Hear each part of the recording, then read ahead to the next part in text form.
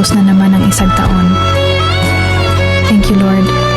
Sa isang taon na na-overcome ko ang lahat na trials na binigay mo sa akin. Hindi man naging maayos ang buhay ko ngayong taon.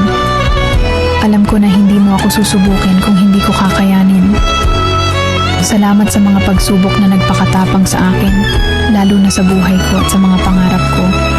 Kung may mga hindi man ako na-achieve this year, pwede bang sa susunod na taon, bigyan mo ako ng pagkakataon na makamit ko ang mga ito. Salamat sa mga blessings na ibinigay mo sa akin this year. Sobrang pasasalamat at pagpahalaga ang aking puso.